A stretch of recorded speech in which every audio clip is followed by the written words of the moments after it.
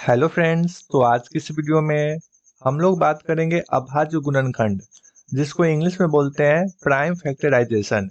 इससे पिछली वाला वीडियो में हम लोग इस चैप्टर से जुड़ा हर एक चीज, बेसिक बात जितना हो सकता था उतना हम लोग जान चुके थे। जैसे में अगर बात करें तो हमारा यूक्लिड विभाजन एल्गोरिथम हो चुका था, ये सब हमारा कंप्लीट था, ये सब हो चुका था,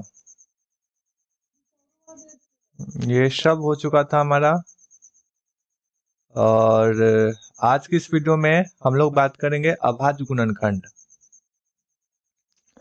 प्राइम फैक्टराइजेशन। इसको दोस्त मेरे हिंदी में बोलते हैं अभाज्य गुणनखंड,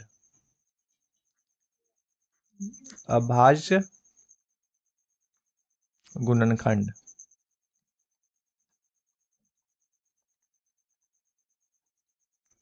दोस्त मेरे, इसको समझने से पहले आपको फैक्टर का मतलब पता होना चाहिए। अगर आपको याद हो तो प्राइम का हिंदी होता है अभाज्य, जो कि यहाँ पे लिखा हुआ है। और अभाज्य संख्या क्या होता है आपको पता है? अगर मैं आपको याद दिलाऊं तो मैं आपको बता चुका हूं यहाँ पे। ये रहा हमारा अभाज्य संख्या। वैसी संख्या जिसका केवल दो गुणनखंड हो उसे अभाज्य संख्या कहते हैं। जैसे में 2, 3, 5, 7, 11, 13, ये सब हमारा क्या है? ये सब हमारा अभाज्य संख्या है। तो आइए चलते हैं हम लोग अपने क्वेश्चन की ओर। प्राइम का मतलब होता है अभाज्य, और फैक्टर जिसको दोस्त मेरे हिंदी में कहते हैं गुणनखंड। मैंने इसका भी मतलब आपको बता चुका हूँ। जैसे में अगर चले हम लोग थोड़ा सा पीछे पीछे हम आपको बता चुके हैं इसका मतलब। फैक्टर, यहाँ पे देखिए, फैक्टर यानी जिससे किसी भी संख्या में हम लोग जो भाग देते हैं ना, वही संख्या हमारा फैक्टर होता है। जैसे में ये जो हमारा 2 है, ये किससे किससे भाग लगेगा वही हमारा फैक्टर होगा। जैसे ये 1 से भाग लगेगा, 2 से भाग लगेगा, और यही हमारा क्या होगा? फैक्टर। यानी 2 का कितना फैक्टर? 2 फैक्टर। अगर बात करें हम लोग 3, तो ये जो 3 है वो 1 से भाग लगेगा और 3 से भाग लगेगा, यानी कि इसका कितना फैक्टर? 2 फैक्टर। अगर हम यहाँ पे 10 की बात करें तो ये 1 से भाग लगेगा, 2 से भाग लगेगा, 5 से भाग लगेगा और 10 से भाग लगेगा, यानी इसका कितना फैक्टर? तो दोस्त मेरे 4 फैक्टर। और कुछ विशेष नहीं पढ़ना है इसमें, हर एक चीज का मतलब हम लोग समझते हुए चलेंगे। ठीक है? अब आप इसका मतलब समझ चुके होंगे कि ये जो अभाज्य गुणनखंड होता है आखिर में क्या होता है। ठीक है? और अभाज्य, इसका जब भी दोस्त मेरे हम फैक्टर तोड़ेंगे तो हमेशा अभाज्य संख्या में तोड़ेंगे। जैसे में 2, 3, 5, 7, 11, 13 और कहाँ तक? तो अनंत तक। ठीक है? कोई भी अभाज्य संख्या ले सकते हैं। और अभाज्य संख्या वैसी संख्या को कहते हैं जिसका केवल 2 ही गुणनखंड हो। अगर बात करें इस 2 का तो केवल एक गुणनखंड होगा, और ये खुद स्वयं संख्या इसका गुणनखंड होगा। ठीक है? अगर 3 की बात करें तो 1 और 3, अगर 5 की बात करें तो 1 और 5, अगर 7 की बात करें तो 1 और 7। ठीक इसी प्रकार से हर एक संख्या का होता है जो अपने आप में अभाज्य संख्या होता है। ठीक है? अब हम एक छोटा सा एग्जाम्पल लेते हैं इसको समझने के लिए। एक छोटा सा एग्जाम्पल दोस्त मेरे, क्वेश्चन नंबर ए। मान लेते हैं हमारा जो क्वेश्चन है वो है 24। इसको हमको अभाज्य गुणनखंड के रूप में तोड़ना है। तो सबसे पहले एक लाइन खींचेंगे, ये रहा हमारा लाइन, और इस तरीके से। ठीक है? और इस 24 को यहाँ पे रखेंगे, और सबसे पहले हम सबसे छोटा अभाज्य संख्या से भाग देंगे। जैसे में ये रहा हमारा सबसे छोटा अभाज्य संख्या 2, तो इस 2 को यहाँ पे रखेंगे और चेक करेंगे क्या ये 2 से भाग लग रहा है। तो दोस्त मेरे, ये आपका 2 से भाग लग रहा है, यानी कि जब हम 2 से भाग देंगे तो ये हमारा आएगा 12। फिर ये हमारा 2 से भाग लग जाएगा, तो 2 से भाग देंगे तो ये हमारा 6 आएगा, और फिर 2 से भाग देंगे तो ये हमारा 3 आएगा। हम चाहे तो इसको यहीं पे छोड़ सकते हैं, अगर आपका मन हो तो एक लाइन और आप बढ़ा सकते हैं, जैसे में 3 से एक बार में, ठीक है। और ये जो संख्या आएगा टोटल, ये जो आप देख पा रहे हैं, ये जो दोस्त मेरे आप संख्या देख पा रहे हैं, ये हर एक संख्या अभाज्य संख्या है, और इसी को बोलते हैं अभाज्य गुणनखंड के रूप में तोड़ना। और इसको थोड़ा सा और आगे बढ़ा के हम यहाँ पे लिख सकते हैं 24 बराबर का 2 गुने 2 गुने 2 गुने 3, ठीक है। और इसको थोड़ा सा और बढ़ा सकते हैं 2 के पावर 3 और 3 के पावर 1, और इसी को बोलते हैं हम लोग अभाज्य गुणनखंड के रूप में लिखना, ठीक है। एक और छोटा सा क्वेश्चन लेते हैं,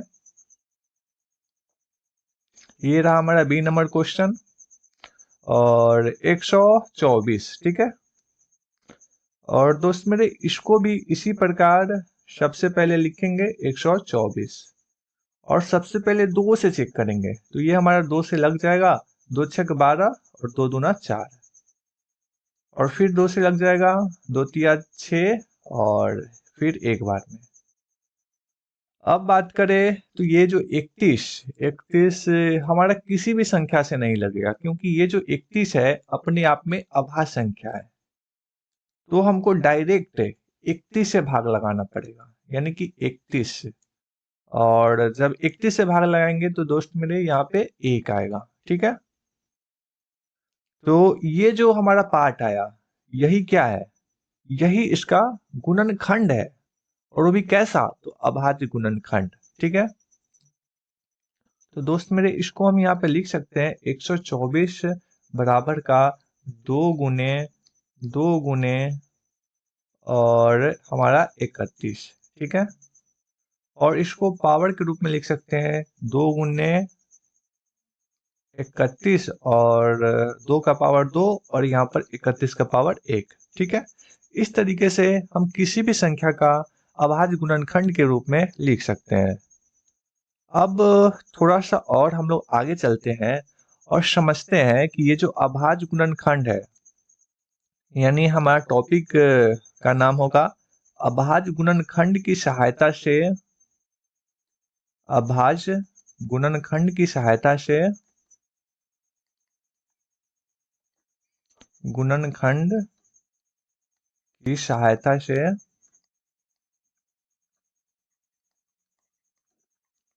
एचसीएफ और एलसीएम निकालना,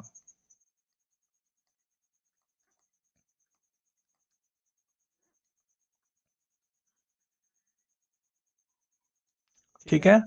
तो पहला हम छोटा सा क्वेश्चन लेते हैं, 35 और 40, ठीक है। तो सबसे पहले इसका हम अभाज्य गुणनखंड करेंगे, सबसे पहले इसका हम अभाज्य गुणनखंड करेंगे। सबसे पहले 35 का, तो ये हमारा 2 से नहीं लगेगा, 3 से नहीं लगेगा, डायरेक्ट 5 से लगेगा, तो हम यहाँ पे डायरेक्ट 5 से लगाएंगे, 5 से 35, और ये यहाँ पे आ चुका है अभाज्य संख्या। अब इससे आगे नहीं लगेगा, यानी कि एक बार बस 7 से, और ये हमारा 1, ठीक है। अब थोड़ा सा इसको 1 मिनट, ठीक है। अब बात करें दोस्त मेरे 40 का, तो ये हमारा 2 से लग जाएगा 20 बार में, और फिर ये हमारा 2 से 10 बार में, फिर ये हमारा 2 से 5 बार में, और फिर ये हमारा 5 से 1 बार में, ठीक है। बहुत आसान है, अगर आप इस तरीके का 4-5 क्वेश्चन बना लेते हैं तो ये दोस्त मेरे आपको बहुत आसान लगने लगेगा, पहले ट्राई करके आपको देखना पड़ेगा। तो यहाँ पे हम बात करें 35 को किस प्रकार लिख सकते हैं, तो 35 को लिख सकते हैं 5 गुने 7, ठीक है, यानी ये जो हमारा आया इसको हम लोग लिख सकते हैं यहाँ पे। और 40 की बात करें तो दोस्त मेरे लिख सकते हैं 2 गुने 2 गुने 2 गुने 5, और इसको लिख सकते हैं पावर के रूप में दोस्त मेरे 5 की पावर 1 और 7 की पावर 1, और इसको लिख सकते हैं दोस्त मेरे 2 की पावर 3 और 5 की पावर 1। ठीक है, और इतना हो गया तो आप इजिली एचसीएफ और एलसीएम निकाल सकते हैं। कैसे, यहाँ पर समझिए आप लोग थोड़ा सा। यहाँ पे देखिए, यहाँ पे आपको थोड़ा सा नोटिस करना पड़ेगा। यहाँ पे सबसे पहले एलसीएम एलसीएम निकालने के लिए क्या करना होगा, सबसे पहले आपको दोनों में हाईएस्ट पावर देखना पड़ेगा, हाईएस्ट कॉमन पावर। ठीक है, सबसे पहले यहाँ पे देखिए 5 और यहाँ पे 5, तो यहाँ पे 5 का जो दोस्त मेरे हाईएस्ट पावर है वो 1 ही है, तो यहाँ पे हम लोग लिख देंगे 5 के पावर 1। 5 के पावर 1 दोस्त मेरे 5 ही होता है, इसलिए पावर ना भी लगाएंगे तो कोई दिक्कत नहीं है, यानी 5। ठीक है, उसके बाद 7 के पावर चेक करेंगे, तो यहाँ पर है दोस्त मेरे 7 के पावर 1 और यहाँ पर कोई ऐसा नहीं है, तो अब यहाँ पे लिखेंगे हम लोग 7 के पावर 1। ठीक है, उसके बाद बात करें तो अब बच गया हमारा 2 बच गया, तो इस 2 के पावर 3 को भी हम यहाँ पे लिख देंगे, और दोस्त मेरे 2 के पावर 3 होता है 8, तो इसको हम लोग डायरेक्ट 8 भी लिख सकते हैं। और जब इसका गुणा करेंगे तो ये हमारा 7 पचे 35 और 35 गुने 8, जब हम लोग 35 1 मिनट 35 गुने 8 करेंगे तो 8 पचे 40 और 3 8 24 और 24 4 28, यानी कि हमारा 280 एलसीएम आ जाएगा, और यही हमारा आंसर होगा। ठीक है, बहुत इजीली है, एक बार फिर से समझते हैं इस चीज को, एक बार फिर से समझते हैं। ठीक है